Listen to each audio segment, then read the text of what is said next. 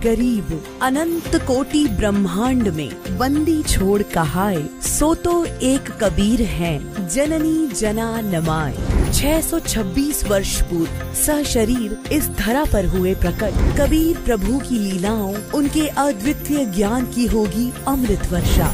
संत रामपाल जी महाराज जी के पावन सानिध्य में 2, 3 व 4 जून 2023 को कबीर परमेश्वर का 626वां प्रकट दिवस मनाया जा रहा है, जिसमें संत गरीब दास जी महाराज जी की अमृतमयी वाणी का अखंड पाठ किया जाएगा। तीनों दिन विशाल व अटूट धर्म भंडारे का आयोजन किया जा रहा है, जिसमें देसी घी में बने लड्डू का प्रसाद भी वितरित किया जाएगा। इतना ही नहीं, 3 जून 2023 को दहेज मुक्त विवाह व रक्तदान शिविर का आयोजन बड़े स्तर पर किया जाएगा तथा तीनों दिन निशुल्क नाम दीक्षा दी जाएगी। इस पवित्र समागम पर आप सभी सहपरिवार सादर आमंत्रित हैं। आयोजन स्थल सतलोक आश्रम, सोजत, राजस्थान। इस भव्य कार्यक्रम का सीधा प्रसारण आप साधना चैनल और पॉपुलर टीवी चैनल पर दिनांक 4 जून 2023 को सुबह 9:15 बजे से देख सकते हैं।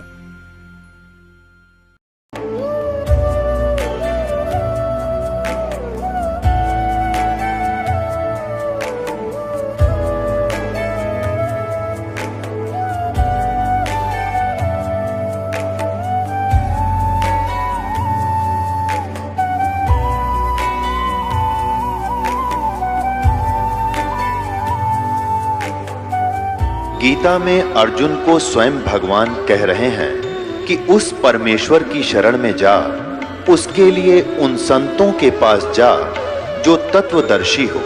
इसी प्रकार हजरत मोहम्मद को उनका अल्लाह कह रहा है कि कोई और पूर्ण परमात्मा है, उसको पाने के लिए उन तत्वदर्शी संत की तलाश कर।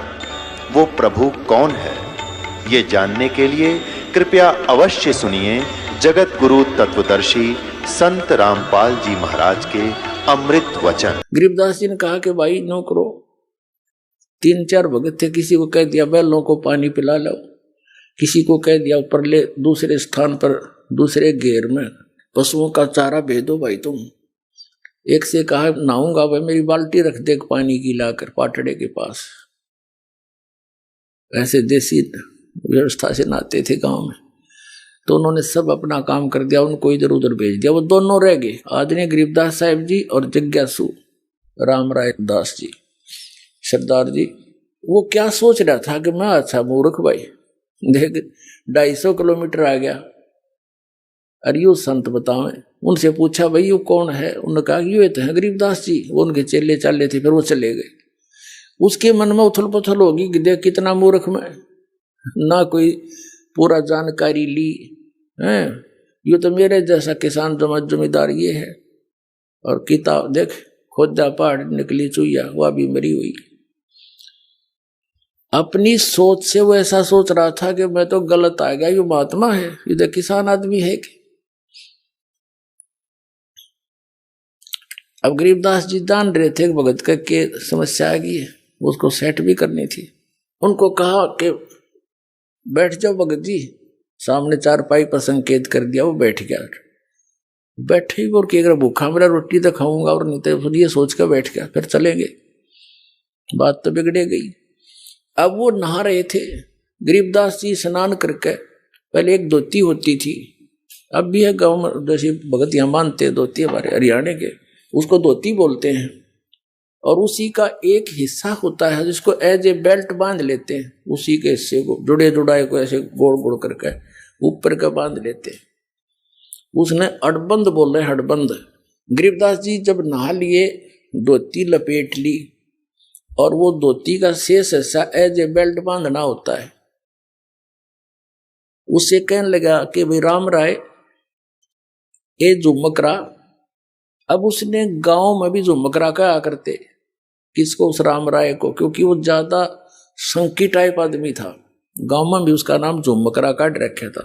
और यहाँ भी वो अविश्वास सा करके उथल पुथल हो रहा था, झूम रहा था उसके दिमाग। और उसने गांव में भी झुमकरा कहा करते, और गरीबदास ने भी उसका नाम झुमकरा से संबोधित कर दिया।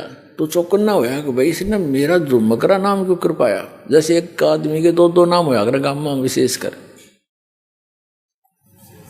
तो खड़ा हुआ, कहा करे झुमकरा एक बैदरा मेरे हाथ का चोट लगी उंगली के वहां खेत में और यू काम नहीं करती, मेरे यहाँ गांठ लगा दे, अड़बंद बांध दे, धोती की बेल्ट बांध दे मेरा।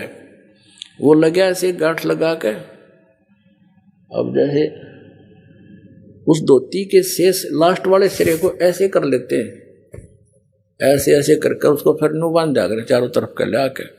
अब वो नू लाकर गांठ लगाना चाहे, शरीर गांठ लगानी होती है, वो गांठ ऐसे शरीर के अंदर से निकला हो गरीबदास जी के वह धोती, और उस कपड़े का गांठ लग जा। और गरीबदास जी ने ध्यान दूसरी साइड में कर, उसने सोचा तेरा बहुत उल्टी साइड तो पकड़ा गया, गलत लग गया। उन्हें फटाफट फिर खोला, दोबारा फिर ऐसे करके गांठ लाई और नो खींचा, फिर उस धोती का लाएगी। तीसरी बार फिर ऐसे ही किया। जब गरीबदास जी ने कहा अरे झुमकरा मैं तो तेरे जैसा किसान हूं भाई, ये धोती क्यों ना बनती तेरे थे। न्यो देखा ऊपर ने, भाई मानस तक कौन यू सिंपल मैन नहीं है, शरीर दिखर शरीर के वहां गए धोती निकलना गरीब बंदा थोड़ा ही। ऊपर को देखा तो वो राम राय जो है श्री विष्णु जी के पुजारी थे, उनको सुप्रीम पावर मान्या करते थे। अब ऊपर ने देखा तो गरीबदास जी का रूप विष्णु जी का रूप बन गया, शंख चक्र गदा और ऐसे सिर पर मुकुट। और यूं देखा वो, नो देख कर चरणों में पड़ गया, चरणों में गिर गया, कि महाराज बख्श दो, मैं तो गलती होगी। फिर एकदम वो उसी रूप में थे, वो तो मालिक यानी परमात्मा कबीर जी सारी लीला कर रहे थे उसके फड़क मिटाने के लिए। गरीबदास जी का रूप ऐसा दिखा दिया जिसके वो पुजारी थे, ताकि सेट होकर सुन लेंगे सारी राम कहानी हमारी। उसने फिर देखा तो फिर एज इट इज, फिर मन बदल गया। अब मेरा कोई भूल भुलैया होगी या मेरी अपनी ही कल्पना होगी। फिर भी कहने का इस चमत्कार को देखकर वो ठगा सा रह गया। उसने वहां से जाने की इच्छा व्यक्त नहीं करी। पहले उसको खाना खिलाया कि रोटी खा, फिर बतलावांगे बाद में, भोजन पा छक पहले भगवान का प्रसाद। फिर लगे कथा सुनाने। अब क्या कहने लगे, वो राम राय झुमकरा कहने लगा कि हे भगवान, ये ज्ञान जो आप बता रहे हो कि इन ब्रह्मा विष्णु महेश से भी ऊपर कोई और परम शक्ति है जिसको मैं आंखों देख कर आया हूं, तो आपकी बात पर अविश्वास नहीं हो सकता। सारा गांव गवाह कि ये तो मर गए थे, वैसे चले गए थे, फिर आए ऐसे बोले। तो गांव वाले भले ही ना मानते थे, पर उस पुण्यात्मा का तो सारी बात जचे थी, क्योंकि आदरणीय नानक साहब जी को परमात्मा ऐसे लेकर गए थे, फिर वापस छोड़ा था। हम सुल्तानी नानक तारे दादू को उपदेश दिया, जात जुलाहा भेद न पाया, वो काशी माहे कबीर हुआ। तब उसने पूछा कि हे भगवान, ये ज्ञान तो आज तक किसी ने नहीं बताया हमारे तई। तब गरीबदास जी कहते हैं, तत्व भेद कोई ना कहे रे झूमकरा, ये पैसे ऊपर नाच सुनो राई झूमकरा। कोटों मध्य कोई नहीं रे झूमकरा, अरबों में कोई गर्क सुनो राई झूमकरा। कहते हैं कि ये तत्व भेद कोई ना कहे रे झूमकरा, सब पैसे ऊपर नाच सुनो रे झूमकरा। सब ने अपना दुकान खोल रखी, नकली संतों मेहनतों और इन ब्राह्मणों ने।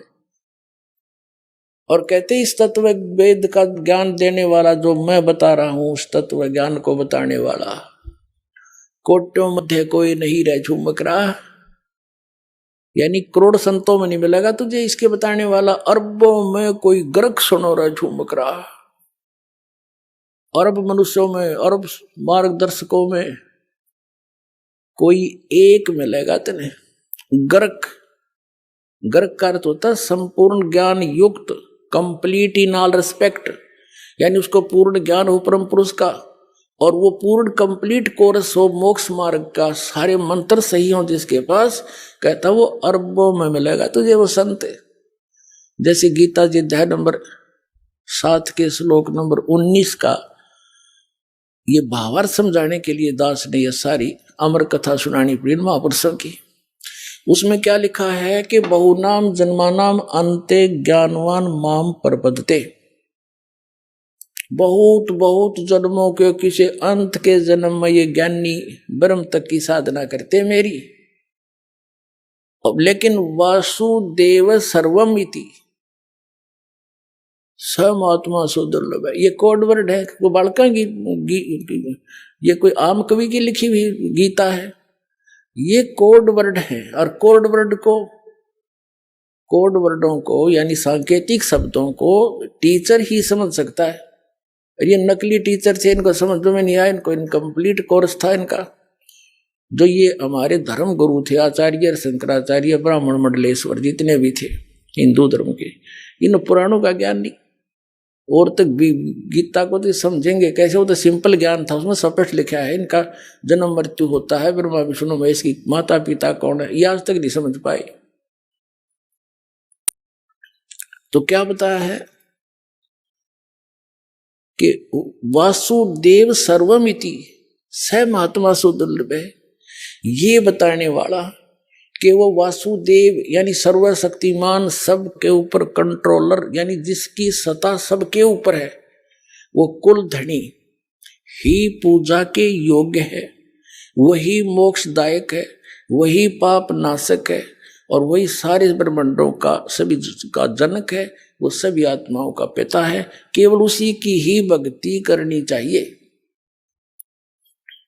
ये बताने वाला संत महात्मा तो बड़ी मुश्किल से मिलेगा अर्जुन।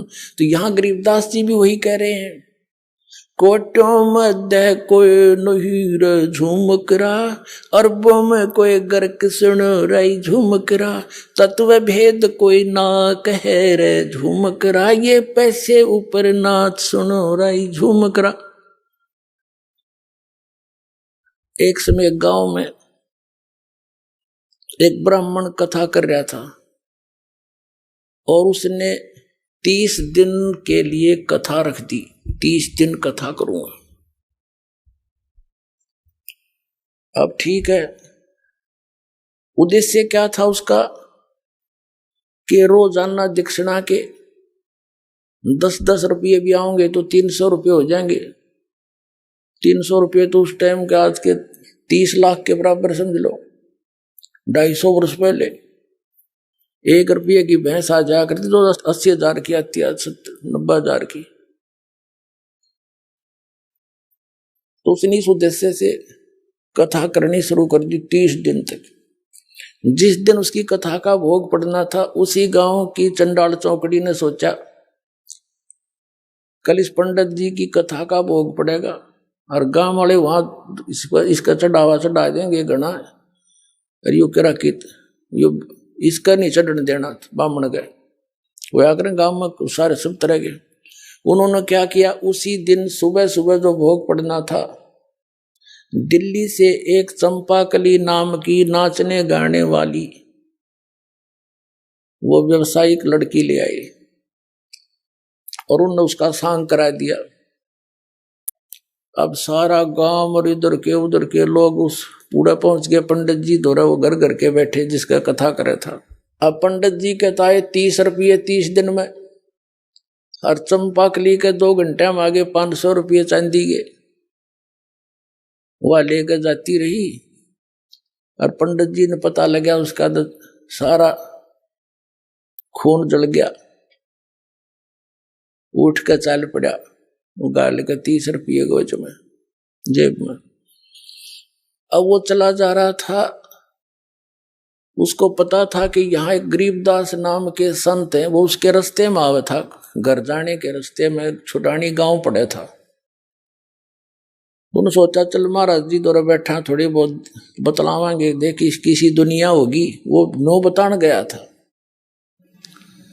अब गरीबदास जी बैठे थे, 5-4 भगत बैठे थे उनके घर में, यानी उसके बैठक में। पंडित जी आ गया, आओ पंडित जी, आओ पंडित जी। क्यों वेशभूषा उनकी का पता है होता, लंबी चोटी, गलमा गोछा लाल लाल सा, तलक साला रखा, काख में पोथी दे रखी, आदर से चारपाई दी, बैठ गए। और न्यों करे महाराज सुनाओ क्या हाल है महाराज जी, सुनाओ। पंडित जी गरीबदास जी बोले, महाराज के बताओ, बस दुनिया का तो नाश जा लिया, या तो डूबेगी कति, हद होगी, फलान होगी। काफी देर ने बोलता रहा, पर नो ना बतावा कहानी के है। तब गरीबदास जी के शिष्य बैठे थे, वो कहने लगे, महाराज जी पंडित जी के मैं गणाए दुखी हो रहा है, ऐसी क्या बात होगी इसके साथ, बता भी नहीं रहा, आंसू आ भी नहीं रही, कसर भी नहीं रह रही। तब गरीबदास जी ने कहा था कि भाई फूटी ज्ञान विवेक की, ये अंधा है जगदीश, और भाई चंपा कली के 5 से मनीराम के 30, रोड़ा यू है इनका। वो मनीराम पंडित जी था। अब उसने गरीबदास जी ने बता दिया कि भाई चंपा कली का तो 500 रुपये आ गए, और इस पंडित जी ने 30 दिन तक कथा करी, इसका 30 रुपये आए, यो उसका दुख मान रहा है। तब पंडित जी कहने लगे, महाराज आपने क्यों कर पता लगा, कैसे पता लगा। गरीबदास जी बोले, इस बात ने छोड़, मुझे कैसे पता चला, पर एक बात सुने, आप उस गांव के लोगों को और चंपाकली को उल्हाना दे रहे हो कि उस वहां ऐसा कर दिया, वह पैसे के लूट लेगी, और तू क्या कर रहा था वहां पर, आप किस उद्देश्य से कथा कर रहे थे। कथा सत्संग 1 दिन कर ले, 2 दिन कर ले, 4 दिन कर ले, तेरा उद्देश्य क्या था, आप बताओ सच्ची आत्मा से। उद्देश्य यही था कि 30 दिन में कम से कम 300 रुपये तावेंगे। एक बात बता पंडित जी, गरीबदास साहब बताने लगे उनका, जिस समय राजा परीक्षित को 7वें दिन सर्प ने डसना था,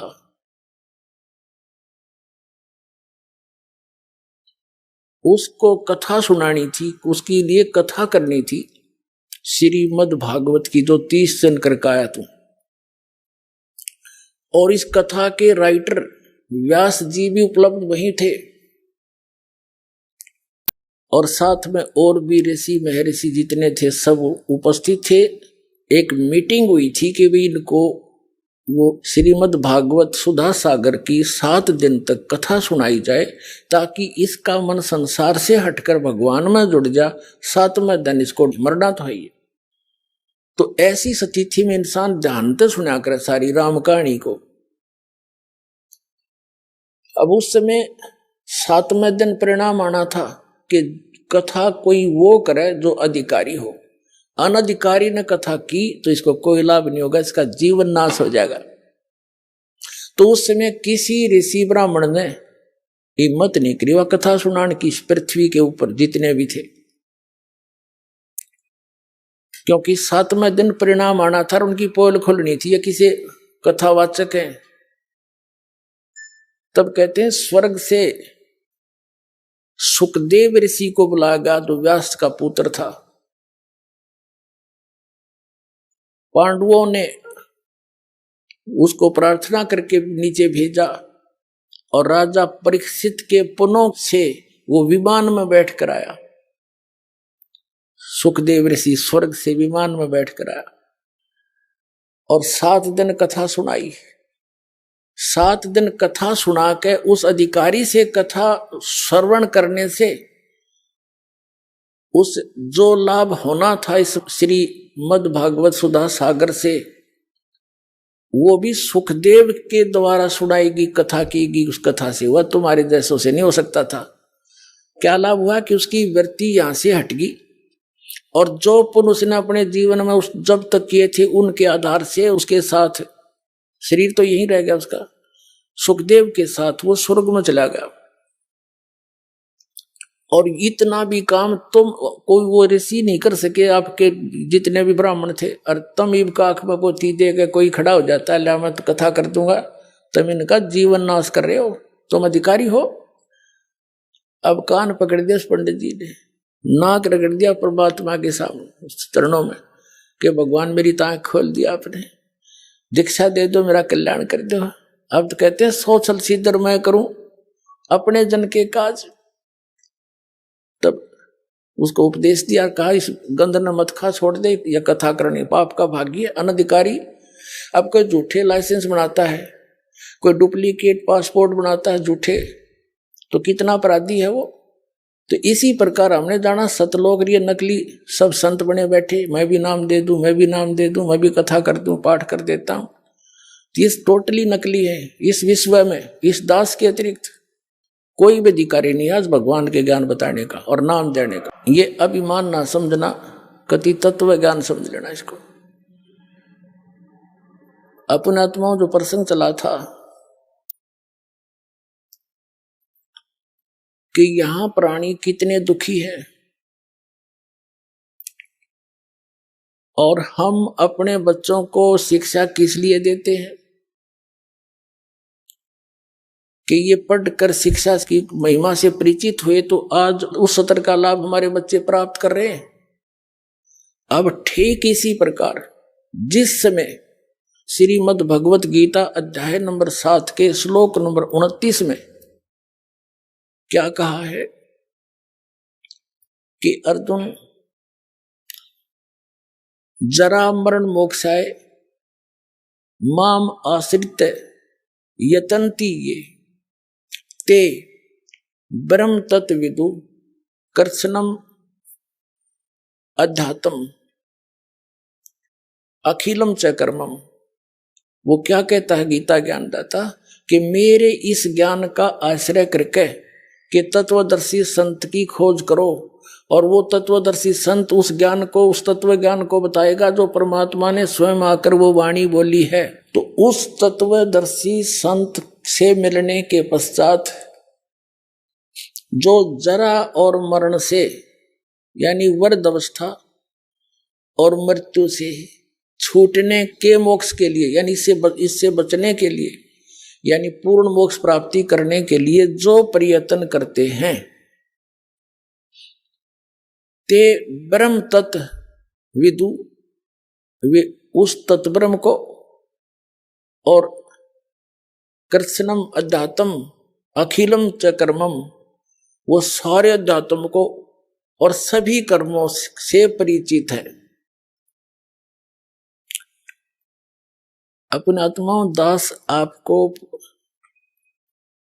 वो अमर कथा सुना करके उस सतलोक की यथा सतिथि बता करके और कई महापुरुषों के प्रमाण दे करके ये सिद्ध करना चाहता है कि आपका हृदय यहां से हटे, ये लोग ठीक नहीं, यहां आप रह नहीं सकते से कितना कोशिश कर लेना। एक व्यक्ति कह रहा था मेरा लड़का बीमार हो गया, 3.5 लाख रुपया लगाए, दोनों गुर्दे खराब हो गए, जान बच गई, खुशी बनाई, विवाह रख दिया। विवाह से 2 दिन पहले बस एक्सीडेंट में मर गया। बता, जिसके लिए सारे पाप कट्ठे कर्म कट्ठे करे थे, धन जोड़ा था, वो धन भी गया और पुत्र भी गया, और आप भी 92 हो गया मरना। तो इसे गंदे लोक में और आप कभी खुश हुए बैठे हो, यहीं पर स्थिर हुए बैठे हो। ये लोक रहने का नहीं है। अब तक ना ज्ञान था, मजबूरी थी, कोई बतानिया नहीं था, बताओ थे नकली थे, सट्टे मारे थे, इनके पास समाधान नहीं था। तो अब आपने कमर कसनी पड़ेगी। ठीक है, जब तक आप यहाँ रहोगे आपके साथ परमात्मा रहेगा, आपका आंच नहीं आने देगा, तो सच्चे दिल से इसकी शरण में रहोगे। तो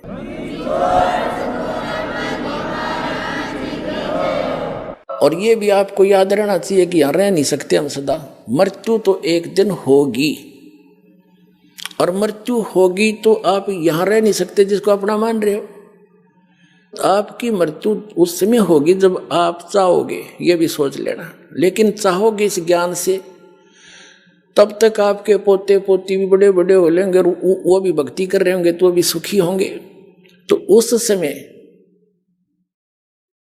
आपके मन में एक बीमारी आवेगी, क्योंकि जब जीव को सुख हो जाता है तो ये न सोचा है सारे दुख भूल जाए यहाँ के, नो के ठीक ठाक था, कोई खास बात ना थी, चाहे कैर टूट रहा सारे जीवन में, और पिछले थोड़े से दिनों में सुख हो जाओ, वो सारे दुखान भूल के यूं बढ़िया लगने लग जाता है, और न्यों पता मृत्यु होगी। तो यहां के किसी भी सुख की इच्छा नहीं करनी, आप किसी भी वस्तु की चाह नहीं रहे। अंत में मान लीजिए यहां सारा परिवार तेरा ठीक और मृत्यु होगी, आप माने नाइजीरिया में पैदा कर दें आपको, बताइए यू के काम आया तेरा यहाँ का जोड़ा जाड़ा, और फिर नया प्रोसेस हो शुरू हो जाएगा प्रोसीजर। मनुष्य जीवन हुआ तो ऐसे, फिर बच्चे पैदा हुए, कोई मर गया कोई जी गया, सारा दिन पेट का रोला, सारी उम्र खत्म हो जाएगी। तो इस जन्म और मृत्यु के इसको लू न याद करके इस चक्कर रहे, आपने हृदय से चाक करनी पड़ेगी वहां की सच्चाई के आधार पे, क्योंकि वहां जाने के बाद फिर धीरे धीरे जैसे यहाँ परिवार जुड़ा है, तो आपका ये परिवार जो आज भक्ति कर रहा है, जिसको आप अपना मान रहे हो, यहाँ नहीं आपका है, ये वहां धीरे धीरे आकर के आपके साथ वहां फिर एक परिवार रूप बन जाएगा। वो फिर कद्दे भी ना मरे, ना बूढ़ा हो और ना मृत्यु हो, सदा सुखी, कोई काम नहीं, परमात्मा की याद वहां भी बनी रहती है, आत्मा को विशेष कसक रहती है, वो वहां का एक आनंद न्यारा उस भजन का। और वो सैर सपट्टे कहीं करो, विमान सबके पास हैं, बड़े बड़े मकान हैं, आगे बहुत बड़े लान हैं, बाग बगीचे हैं, फलदार वृक्ष हैं, ये सत्कर मान लेना, कोई बड़का के बुकान की बात नहीं है। खुद संतों ने बताई, परमात्मा ने आके बताया, और आंखों देखा उन महापुरुषों ने बताया जिन्होंने उस सचखंड को देखा, लेकिन उन्हें थोड़ा सा घुमा फिरा कर बताना था, नहीं तो ये नकली पंथ भी वही गुणगान लग जाते जो परमात्मा ने बता रखा था, तो उसको कोड वर्डों में बता रखा है।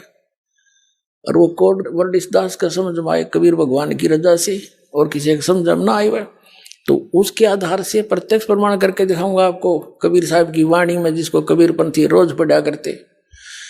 अब प्रसंग चल रहा था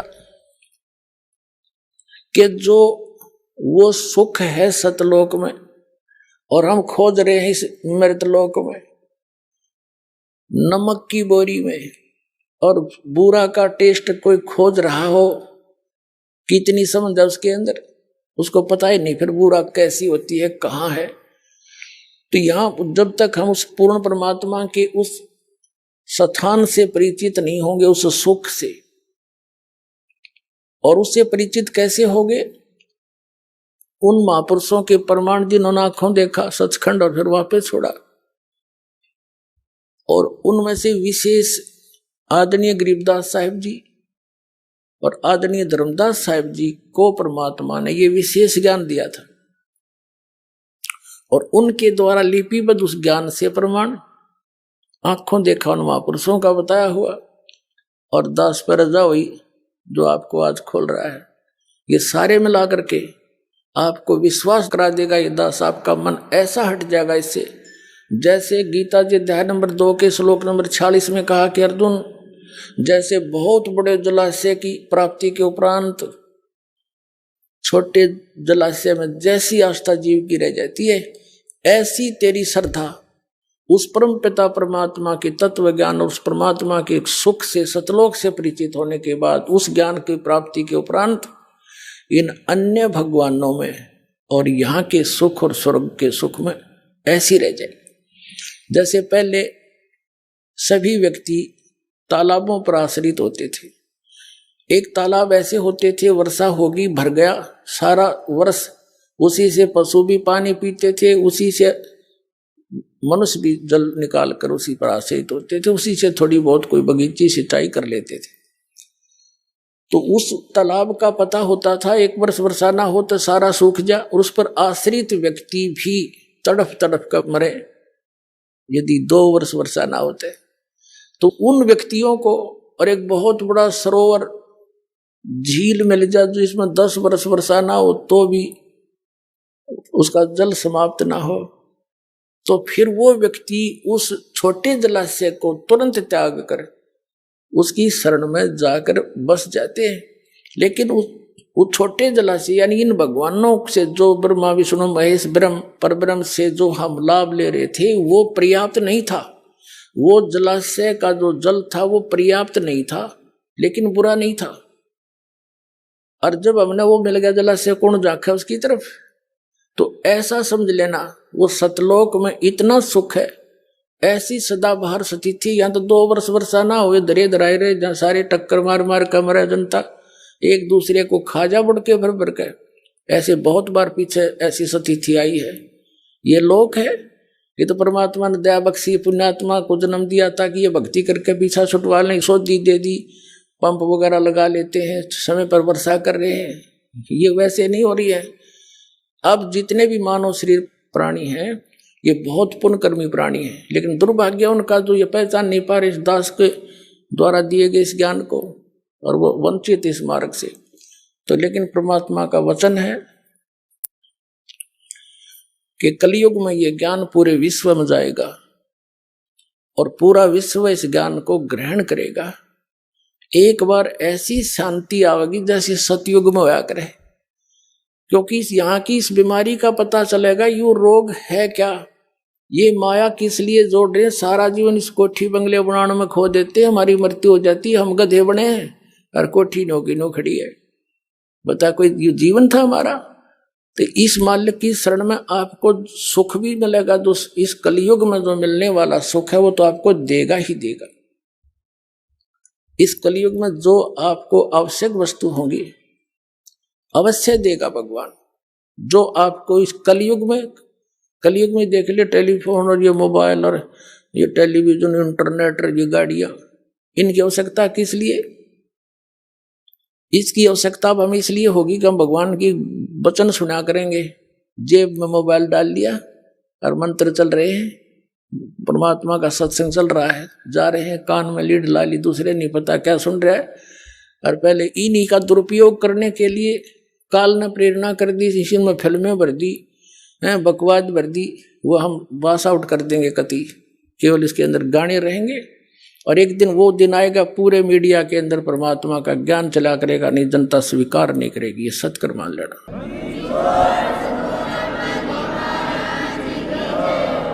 तो पुण्यात्मा, इस झूठे सुख को सुख कहे ये मान रहा मनमोद, ये सकल चबीना काल का कुछ मुख में कुछ गोथ। तो परमात्मा कहते हैं मन तू सुख के सागर बस रे, और ना ऐसा यस रे। चल हंसा सतलोक हमारे, छोड़ो यो संसारा हो। इस संसार का काल है राजा, इन माया जाल पसारा हो। एक लोक अपनी महिमा आप बता रहे हैं कि सबके पार एक और परमात्मा है, वह स्थान है जो सबका सिरजनहारा हो। चल हंसा सतलोक हमारे, छोड़ो यो संसारा हो। बोलो सतगुरुदेव। परम पिता परमात्मा पूर्ण ब्रह्म सर्व सृष्टि रचनार कबीर परमेश्वर जी की असीम कृपा से आप पुण्यात्माएं सत्संग सुनने के लिए उपस्थित हुए। भक्ति मुक्ति के दाता सतगुरु, भटकत प्राण फिरंदा, उस साहिब के हुक्म बिना नहीं तरवर पात हिलंदा।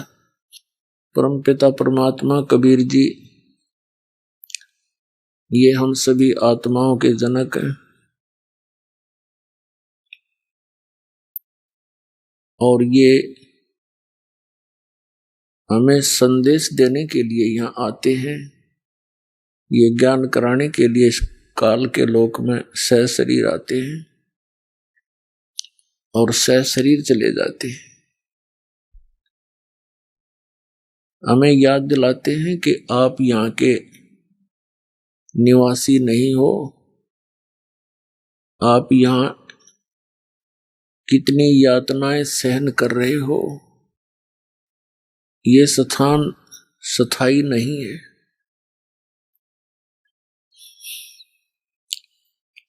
अब क्या बताते हैं? चारों युग में संत पुकारे, कूक कहा हम हेल रे। हीरे माणिक मोती बरसे, ये जग चुगता ढेल रे। क्या बताते हैं कबीर परमात्मा जी के चारों युग में मुझसे परिचित मेरे संतों ने उस यथार्थ भक्ति मार्ग का ऊंचे स्वर में आवाज लगा लगा कर ज्ञान कराना चाहा। लेकिन ये संसार उस यथार्थ ज्ञान रूपी यानी पूर्ण मोक्ष की विधि रूपी जो मोती हैं उनको ना स्वीकार करके शास्त्र विरुद्ध साधना करके मोतियों के स्थान पर कंकर इकट्ठे कर रहा है, अर्थात मोक्ष प्राप्त ना करके यहीं के काल के इस लोक में, इससे दूसरे स्वर्ग लोक में, इससे तीसरे पाताल लोक में और फिर ब्रह्म लोक में, इन्हीं में जन्म और मरण के चक्कर में गिरकर महान कष्ट उठा रहा है। चारों युग में संत पुकारे और कूक कहा हम हेल रे, हीरे माणक मोती बरसे, ये जग चुगता ढेल रे। ये संसार डड़े इकट्ठे कर रहा है। पहले तो यहां देखिएगा, मनुष्य जीवन का जो उद्देश्य है उसको भूलकर प्राणी यहां की व्यवस्था में ही सारा जीवन नष्ट कर देता है। ये मानव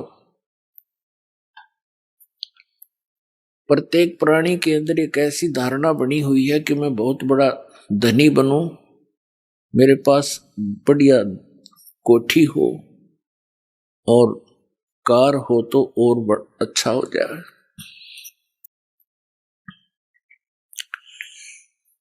और शानो शौकत बनाने के लिए यहाँ की झूठी इस महिमा के अंदर अपना सारा जीवन नष्ट करके और खाली हाथ चला जाता है।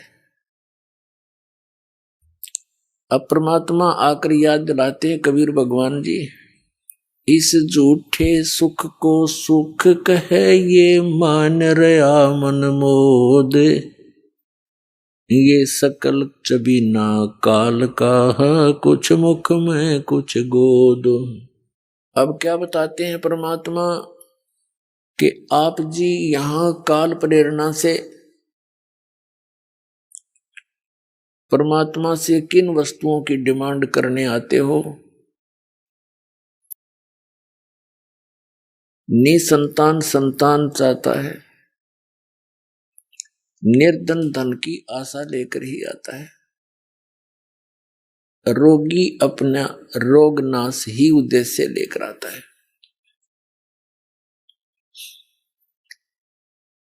और कुछ एक प्राणी ऐसे भी हैं जो परमात्मा प्राप्ति के लिए ही आते हैं। वो तो धन्य भाग हैं, ऐसी सोच जिन पुण्यात्माओं की।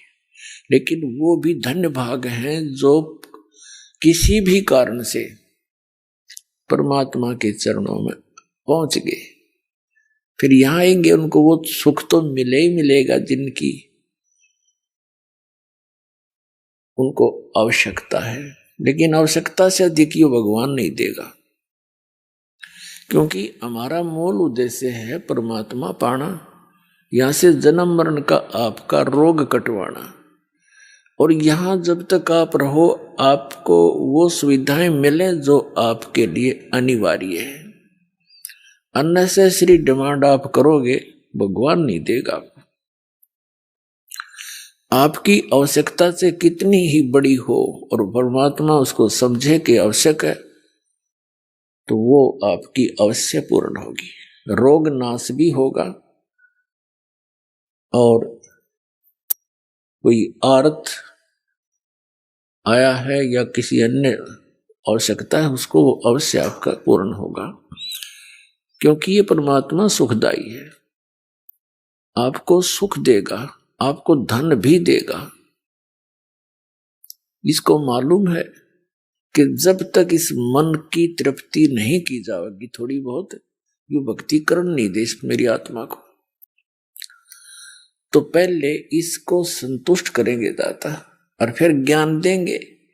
आत्मा को फिर ज्ञान हो जाएगा, फिर ये मन की सारी नहीं मानेगी। इस मन को कैसे कंट्रोल करेंगे दाता? ये तब भक्ति करने देगा। एक व्यक्ति के ओठ पर चोट लगेगी, ओठ पे, तो उसको किसी ने बताया कि भाई कोई कहे कुछ बांध दो, कोई कहे देसी, पहले गांव में ऐसा ही व्यवस्था होती। एक ने कहा कि इसके हलवा बना के बांध दो देसी घी का। तो जिसका चोट लग रही थी वो कहने लगा भाई यू ठीक कह रहे हैं, तो उसको हलवा बना दिया। अच्छा, थोड़ा सा बनाया, औषधि टाइप, इसको उठ कर लगा देंगे, बांध देंगे, यहां पर चिपका देंगे। वो हलवा रखे ओठ पे और वो तो खा जाए, उसको स्वादिष्ट लगे। वो जब भी ओठ पर धरती अंदर ले जाए उसने, फिर कहने लगे, उन्हें विचार किया भाई जब तक यू छक नहीं लेगा इतना ओठ पर टेकन नहीं दे इसने, पहला इसने छकाओ। तो पहले तो छकाया, और छकने के बाद हलवा फिर एक कण भी नहीं खा सकता आदमी, इसकी यह भी खासियत है। तब उसने ओठ पर टेकन दिया हो। तो पहले तो परमात्मा इस मन की फड़क निकाल लेगा। ये जो डिमांड लेकर यहां आया है, ये पहले इसने छकावेगा, और फिर इसके अंदर ऐसा ज्ञान भर देगा मालिक कि आगे ये कोई वस्तु नहीं चाहेगा एक मोक्ष के अतिरिक्त। आप यहां आते हो, देखो जब तक आपको कोई परेशानी है और उसमें राहत नहीं मिलेगी तो आप भक्ति सुन भी नहीं सकते, ज्ञान भी नहीं सुन सकते, करना तो बहुत दूर की बात है। तो दयालु परमात्मा है, यदि आपका निश्चय पूरा होगा, पूरे विश्वास के साथ परमात्मा में आप लगन लगाओगे, ये जाप मंत्र जो बताए जाते हैं ये करोगे, तो ये तो मामूली सी बात है उस मालिक के लिए, ये तो कुछ भी नहीं जो डिमांड आप लेकर आते हो। फिर यहां ज्ञान कराया जाएगा आपको। परमात्मा बताते हैं, क्या मांगू कुछ थिर न रहाई, देखत नैन चला जग जाई, 1 लख पूत 1.25 लाख नाती, उस रावण के दीवान बाती, आवत संग ना जात संगाती, क्या भया दर बांधे आथी, कहे कबीर अंत की बारी, जैसे हाथ जाड़ कर चला जुआरी।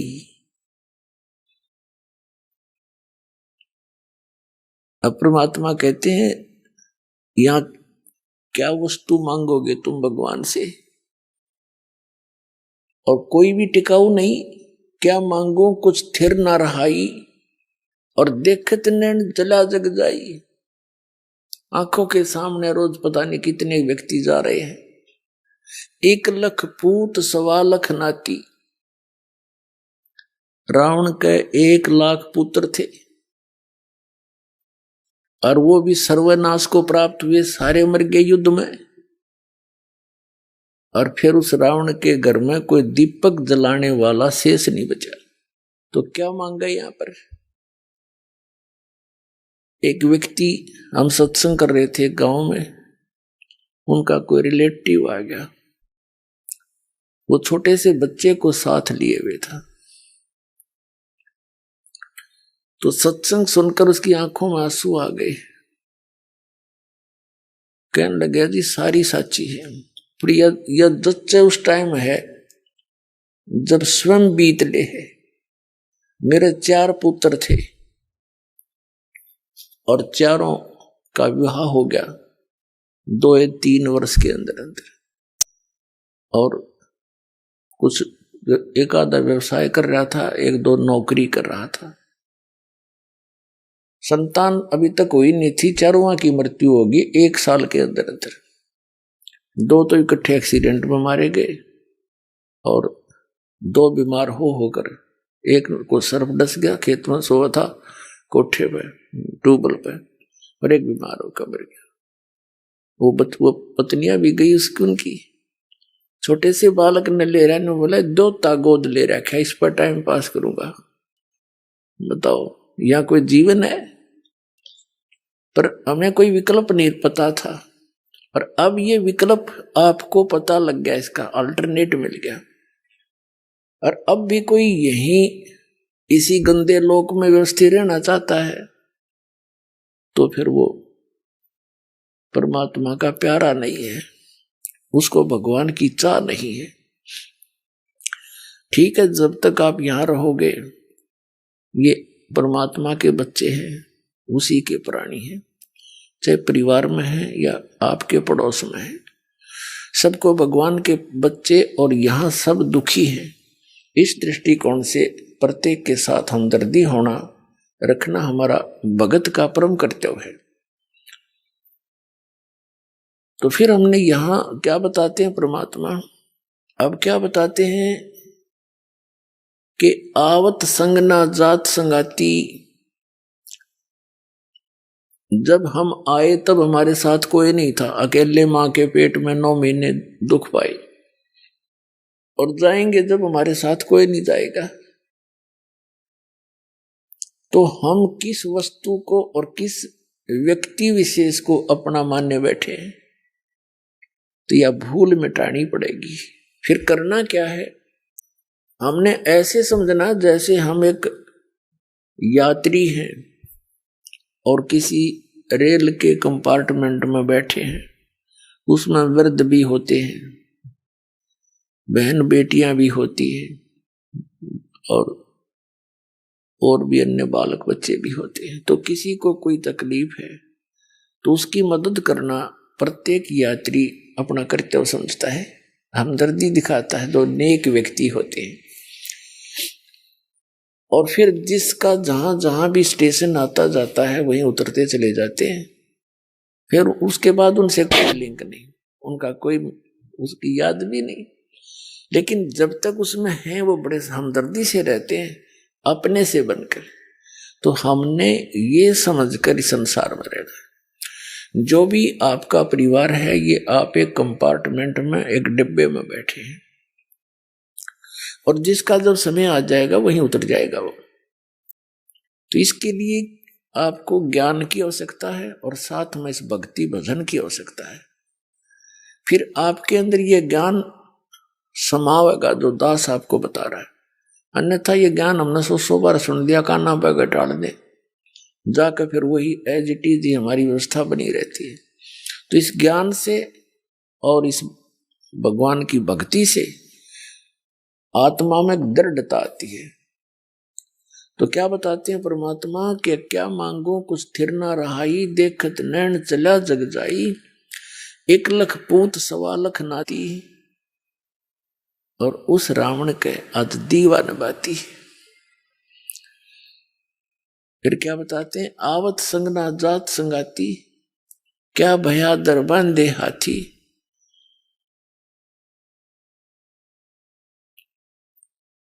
अंत समय जैसे कहे कबीर अंत की बारी, जब तेरा शरीर छूटेगा, और जैसे हाथ झाड़ के और चला जुआरी, हारा हुआ जुआरी यानी जुआ खेलने वाला सट्टेबाज, जब हार के चलता है सारा सब कुछ लुटा के रात झाड़ के चला करेगा, कहते हैं यह स्थिति तेरी होगी। और जो अपनी नेक नीति से सतगुरु शरण में आकर भक्ति करते हैं, वो अपने पुनों की गठरी लेकर जाएंगे।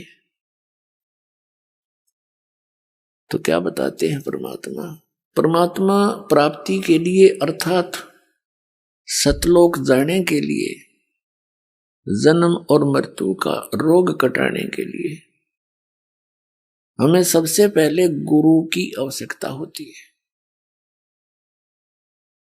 और गुरु कैसा हो, उसके लक्षण क्या है, सतगुरु कैसा हो, तो वो गुरु वो होता है, कहते हैं सतगुरु के लक्षण कहूं,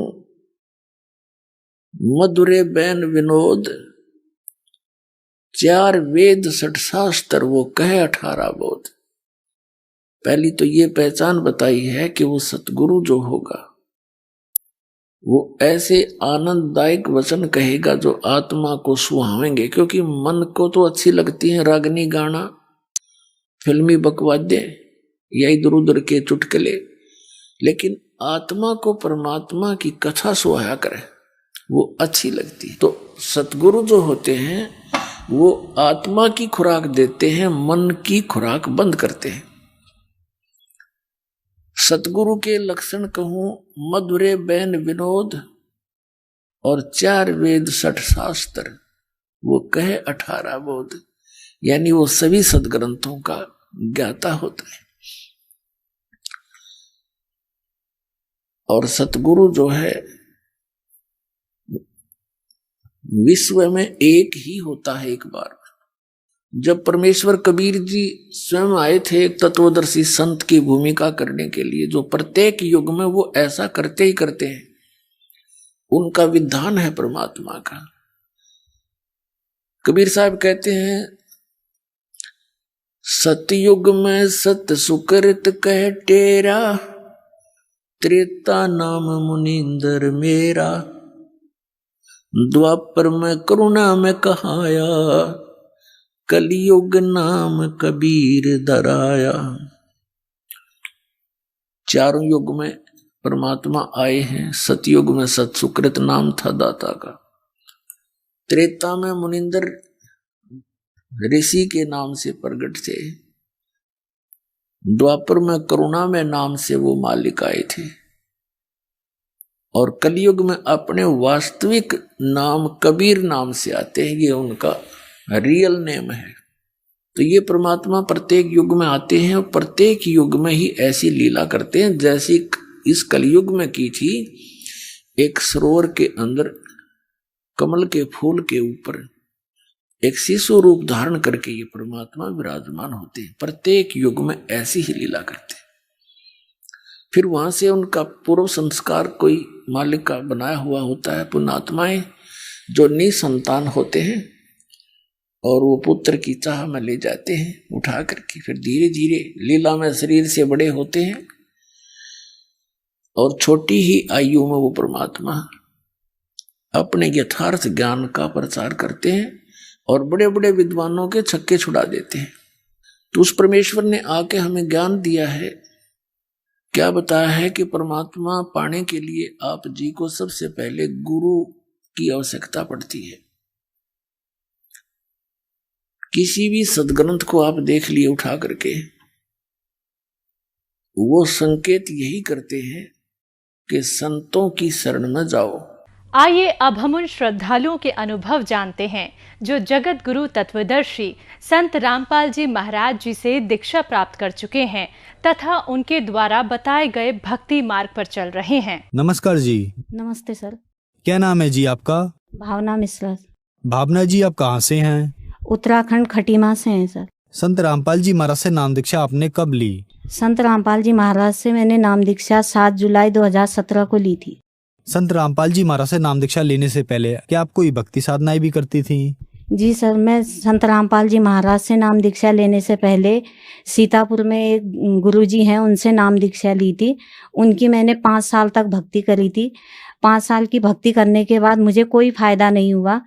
तो मैंने उसके बाद सोचा कि जब मेरे घर में इतने कलेश हो रहे हैं, आर्थिक स्थिति भी सही नहीं हो रही है, तो मैंने कहा अब मैं क्या करूं। तो किसी ने मुझे बताया कि आप साहिब बंदगी में चले जाओ। तो मेरे पति और मैं साहिब बंदगी में चले गए। साहिब बंदगी में जब मैं गई तो पहले दिन जब मैं नाम लेने गई, साहिब बंदगी वाले जो मधु परमहंस जी हैं, मधु परमहंस जी ने कान में कुछ बोला था, लेकिन मुझे कुछ सुनाई नहीं दिया कि उन्होंने मंत्र क्या बोला था। और भगत जी, उसके बाद मैं जब वहाँ प्रणाम के लिए लाइन पे लगी थी तो वहाँ के भक्तों का इतना बुरा व्यवहार था भगत जी की वो हाथ खींच के किसी को भी ऐसे दूर धक्का दे देते थे। तो मुझे उससे बड़ा अजीब सा लगा। मैंने कहा हम तो परमात्मा की शरण के लिए यहाँ आए हुए हैं और यहाँ तो ऐसा दुर्व्यवहार हो रहा है। मैंने अपने पति से कहा कि आप यहाँ से अभी चलो, मैंने कोई भक्ति नहीं करनी है अब। तो मेरे पड़ोस में एक राधा स्वामी वाले थे, वो हमेशा मेरे पास बैठते थे और अपने राधा स्वामी की बातें करते थे। तो मुझसे बोले कि आप ऐसा है, बहुत परेशान हो, मेरे साथ राधा स्वामी चलो और आपका टिकट मैं करवा दूंगी। तो मैंने मेरे भगत जी से कहा आप गुरु ढूंढो, वरना मैं राधा स्वामी में 5 दिन के अंदर मैं राधा स्वामी में चली जाऊंगी ब्यास। तो उसी दौरान मेरे भगत जी एक और थे भगत, उनके पास जाके वो बात करने लगे। तो उन्होंने कहा एक गुरुजी हैं संत रामपाल जी महाराज, उनका टीवी पे सत्संग आ रहा है, आप उनका सत्संग देखो। मैंने कहा मैंने किसी का सत्संग देखना ही नहीं है, मैं परेशान तो हूँ ही, मैंने अब कोई गुरु बनाने ही नहीं है। तो भगत जी मेरे बोले कोई बात नहीं, आपने सत्संग नहीं देखना है मत देखो, लेकिन चुपचाप से सत्संग आप सुन तो सकती हो। तो मैंने कहा ठीक है चलो कोई बात नहीं। मेरे भगत जी को सत्संग अच्छा लगा और उन्होंने नाम ले लिया। तो मैं बिना सोचे समझे ही मैंने संत रामपाल जी महाराज से नाम ले लिया 7 जुलाई 2017 को। बहन जी, जैसा कि आपने बताया कि आप बहुत ज्यादा दुखी थी, अपने दुखों को लेकर आप मधु परमहंस जी के पास भी गईं, फिर आप राधा स्वामी के पास गए और फिर आपने संत रामपाल जी महाराज का सत्संग सुना और संत रामपाल जी महाराज से नाम दीक्षा ली। तो क्या संत रामपाल जी महाराज से नाम दीक्षा लेने के बाद आपको कोई लाभ भी मिले?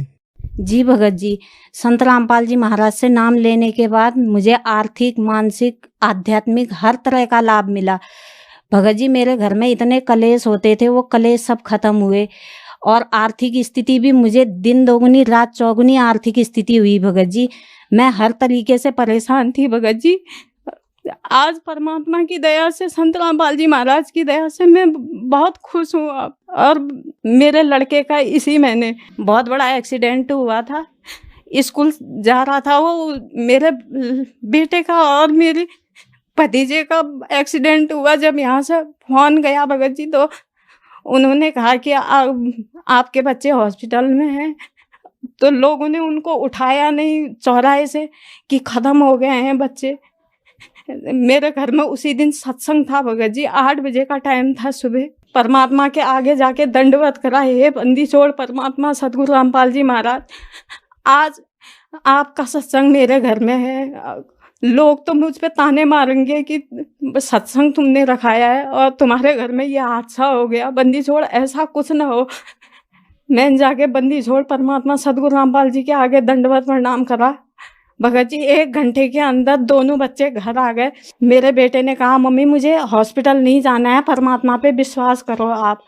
और बंदी छोड़ सतगुरु रामपाल जी महाराज की दया से भगत जी मेरा बेटा दूसरे दिन से ही खाना खाने लग गया, जबकि उसके दोनों होठों में टाँके लगे हुए थे। और मुझे माइग्रेन की प्रॉब्लम थी, मुझे माइग्रेन की प्रॉब्लम 5-6 सालों से थी।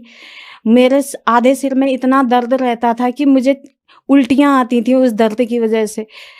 और वो माइग्रेन का दर्द मेरा कब ख़त्म हुआ कि मुझे खुद नहीं पता चला। मेरे बच्चे एक दिन बोल रहे थे कि मम्मी आजकल आपके माइग्रेन का दर्द नहीं होता है।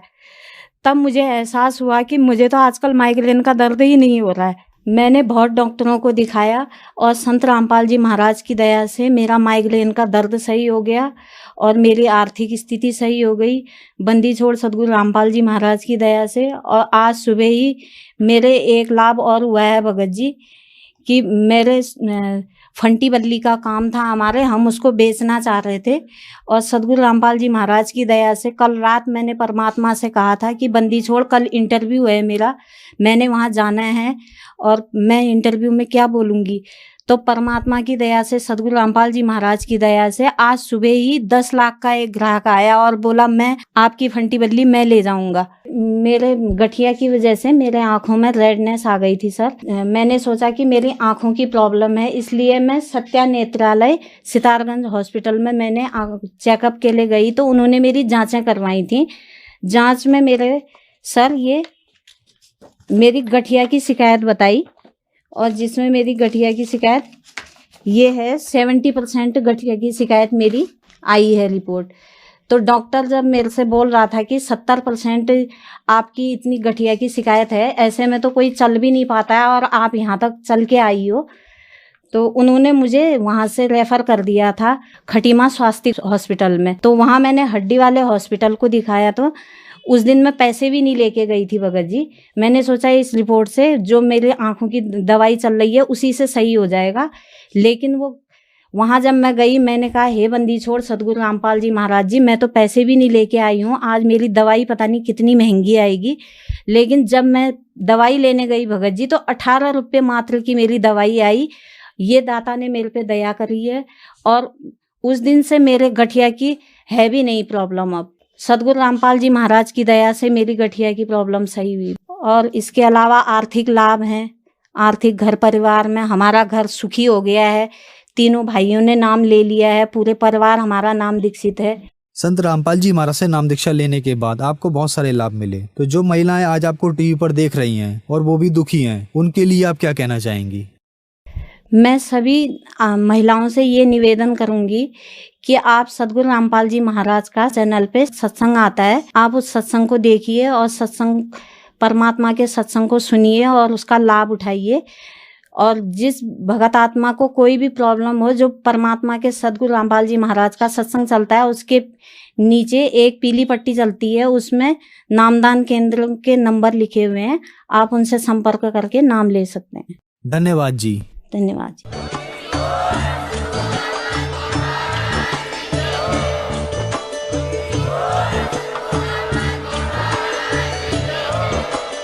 आप सुन रहे थे जगत गुरु तत्वदर्शी संत रामपाल जी महाराज जी के मंगल प्रवचन। अधिक जानकारी के लिए विजिट कीजिए हमारी वेबसाइट www.jagatgururampalji.org। संत रामपाल जी महाराज जी के शुभ आशीर्वाद से पूरे विश्व भर में 500 से भी ज्यादा नाम दीक्षा केंद्र हैं, जिन पर संत रामपाल जी महाराज जी द्वारा ऑनलाइन निशुल्क नाम दीक्षा दी जा रही है। अपने नजदीकी नाम दीक्षा केंद्र का पता करने के लिए संपर्क करें 8222880541।